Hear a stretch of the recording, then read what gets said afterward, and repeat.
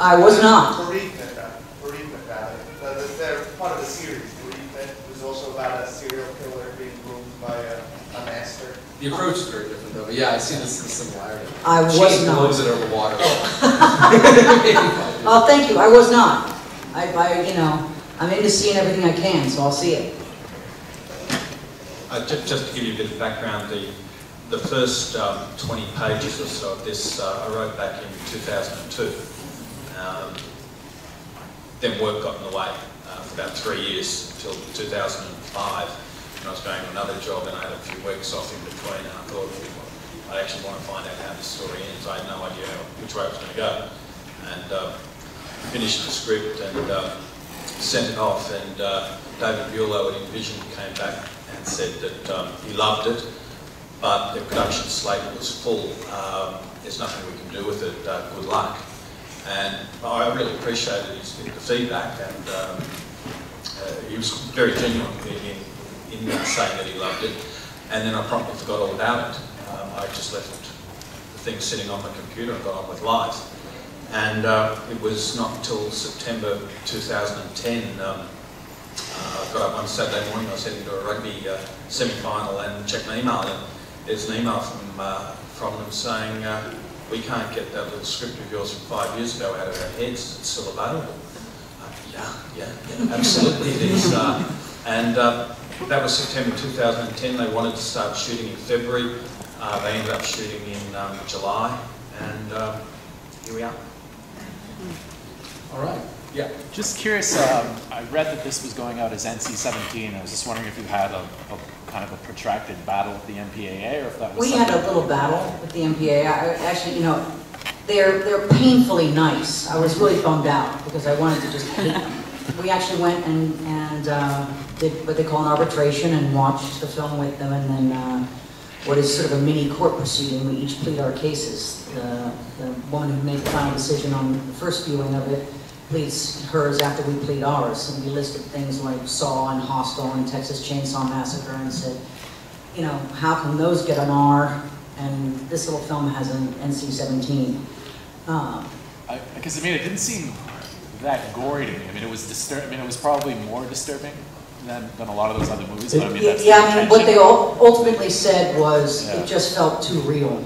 So, how does that feel to you, though? I mean, when they tell you that it feels too real, but then they'll let something like Saw go out as an R.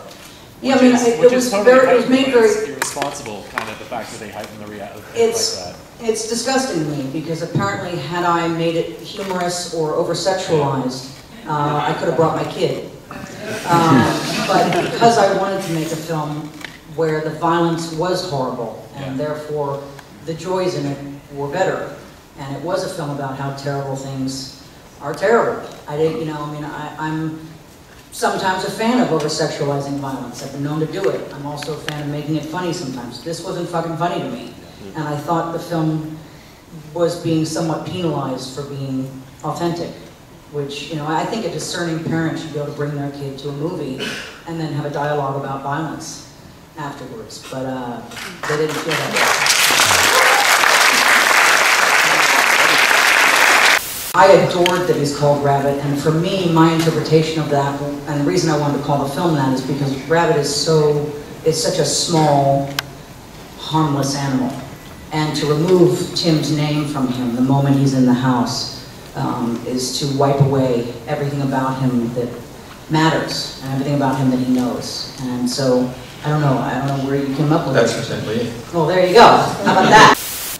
First of all, love the movie, great film. You rule! I also oddly enough, terrifyingly enough, I identify with Rabbit in a certain way. Was the child allowed to see the final cut? You know, the child, Evan, is an astonishing little kid.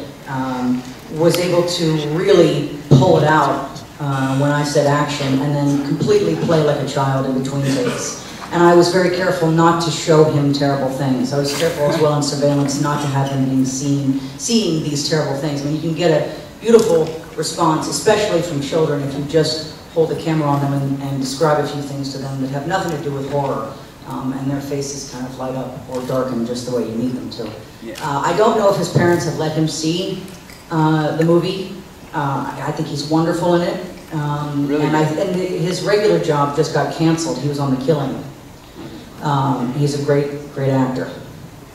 Thank you. You bet. You can send a message to Vincent. Oh, great. He'll be thrilled. He was really terrified today. I will tell Vincent. And thank you for celebrating his performance, because he really. We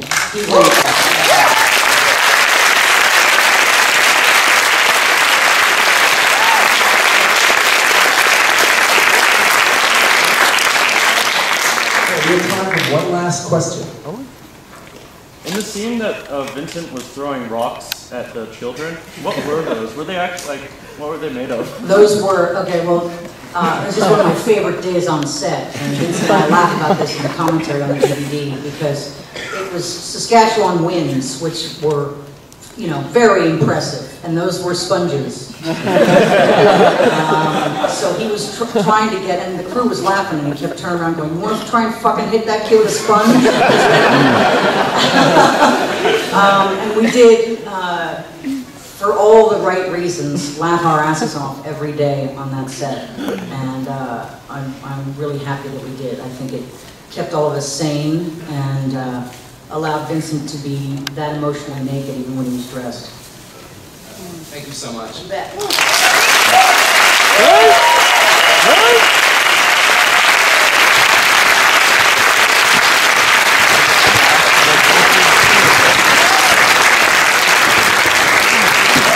So the world premiere, how did it feel to watch your movie with the audience, hearing them reacting? It was fucking awesome.